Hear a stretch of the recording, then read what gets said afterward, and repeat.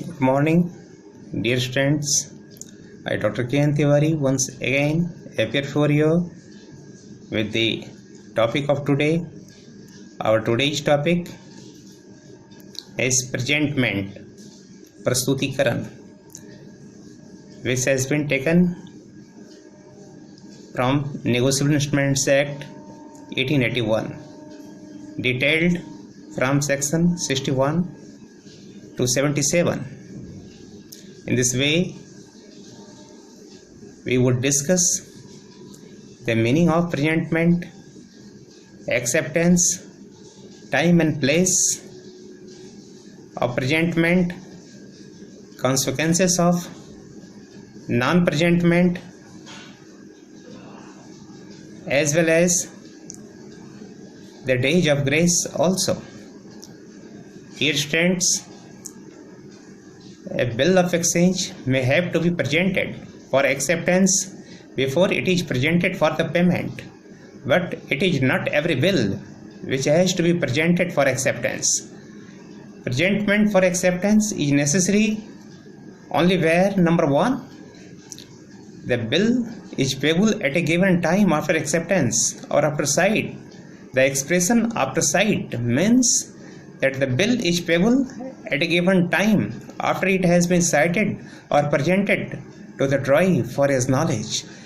And number two, the bill expressly stipulates that it shall be presented for acceptance before it is presented for payment. And number three, the bill is made payable at a place other than the place of residence or business of the drawee.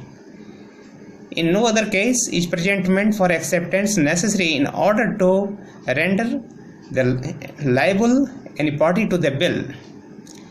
It means for the acceptance, thus the presentment stands for placings before the drawee for any three of its purposes. Number one, for acceptance; number two, for sight; and number three, for payment. Now we must know the essentials of valid acceptance. We have to know the ingredients what are explained in this way. Therefore, note it down. Number one, acceptance should be given on the bill itself and not a separate paper copy of the bill or papers annexed to it. Usually it is given across the face of the bill. Number two, acceptance should be signed by the drawee. The drawee must put his signature as a token of acceptance. The word accepted may or may not be written. The signature is the evidence of the acceptance. And number three, the instrument should be delivered to the holder.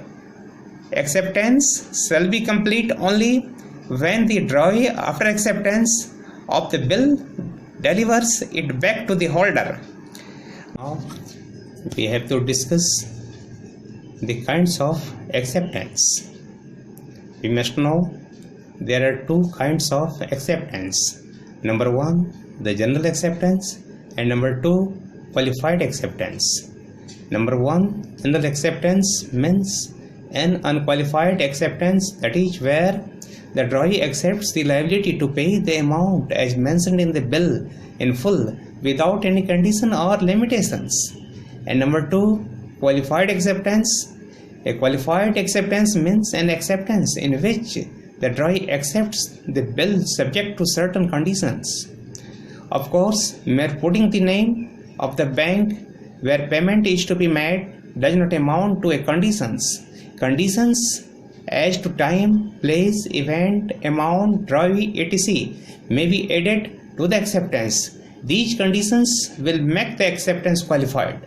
When the drawee accepts the bill with certain conditions, the acceptance is said to be qualified acceptance. What shall be the time and place of presentment? A bill of exchange payable after sight must be presented for acceptance within a reasonable time after it is drawn and during business hours on a business day. But if the time for such presentment is specified in the bill, it must be presented within the time. The bill is usually presented to the drawee either at his residence or at his workplace. But if a particular place is specified in the bill, it must be presented at that particular place. If the drawee cannot be found after the reasonable search, the bill is treated as dishonored.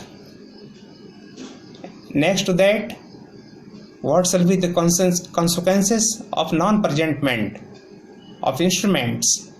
If the bill is not presented for acceptance as required under section 61, no party to the bill shall be liable thereon to the persons making such default. Consequently, the person responsible for presenting the bill will himself be liable. Next to that, the drawee's time for deliberations. The drawee of a bill to whom the bill is presented for acceptance may require the holder to allow him 48 hours exclusive of public holidays for considering whether he will accept or not. The holder is bound to allow him such times, but if he allows more than 48 hours times exclusive of the public holidays, all previous parties not consenting to such extensions of time are thereby discharged from the liability to such holders. Now, we should go through the days of grace. According to Section 22, Negotiable Instruments Act, in the case of a bill of exchange which is not payable on demand, 3 days of grace are allowed while calculating the maturity of a bill of exchange. Since a check is always payable on demand, there is no questions of allowing any days of grace. Section 24 says the instruments payable after some days. Where an instrument is payable after a specified number of days, the day of presentment shall be excluded. If it is payable on the happening of an event or after sight, the day of sight or happening of the event shall be excluded. Right now, when the day of maturity is public holiday, the instrument shall at maturity on the next preceding business day. Section 25 clearly says that.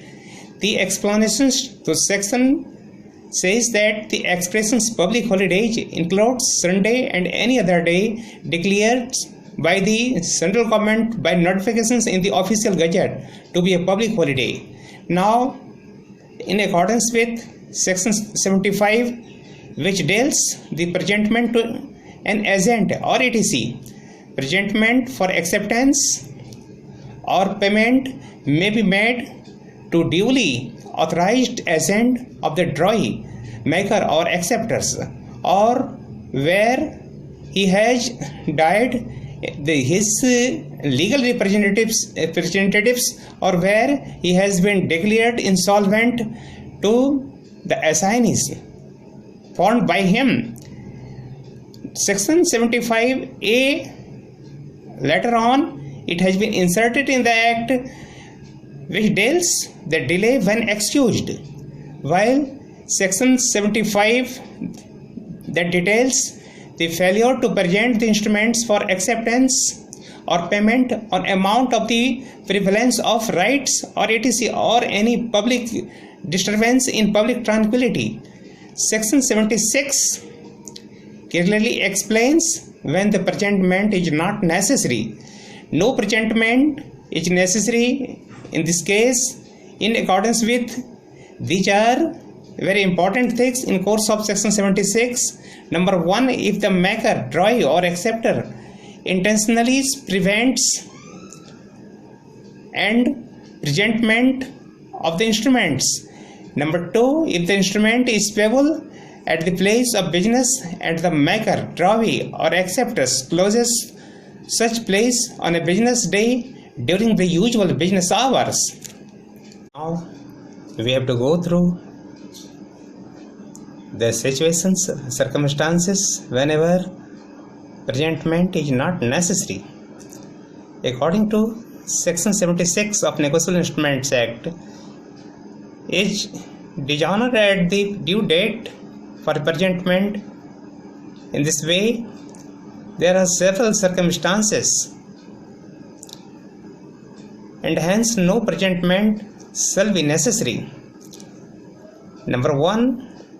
If the maker, drawee, or acceptor intentionally prevents the presentment of the instruments. Number 2.